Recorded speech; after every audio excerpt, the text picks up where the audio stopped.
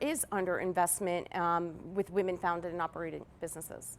Well, in general, there's lots of different reasons. One has to do with institutional bias. You know, private equity is all about your network and who you know and how you get to that network. And so a lot of these women didn't have access to traditional finance, or they go and pitch, and some of the questions that they're asked by investors are more preventative questions versus more promotional questions that get asked of men.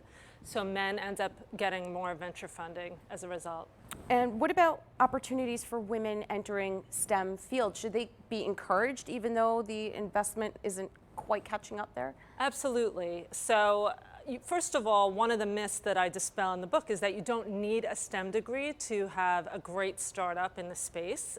It's nice to have, but there's plenty of successful women with business and design degrees profiled in my book. Right. And also, the way STEM is marketed towards young women right now, it's pretty intimidating. So if it were marketed in a way that was, oh, you get to envision this problem and have the tool set to solve it yourself and be able to build something, that's a lot more appealing than how STEM is currently marketed. How is it marketed that seems Well, it's like, it's math, it's engineering, that's a boys' domain, and I think a lot, of the younger girls don't go into it for that reason, and I think if we can just do away with that and shine a light in media more on all of these women that are doing fantastic things, Right. more women would want to go into it.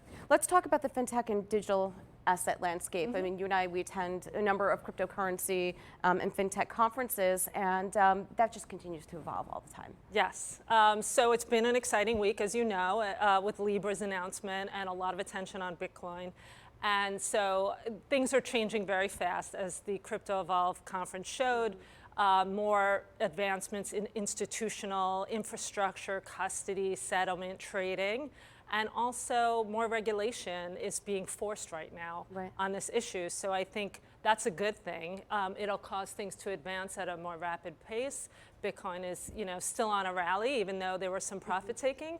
And I think that much more has been built in the space in terms of what's blockchain enabled on these systems that people have been heads down building for the past year or so, and that's a good thing. All right, well, thank you so much for joining us at MarketSite. Thanks. And thank you for joining me on Trade Talks. I'm Jill Malantrino, Global Markets Reporter at Nasdaq.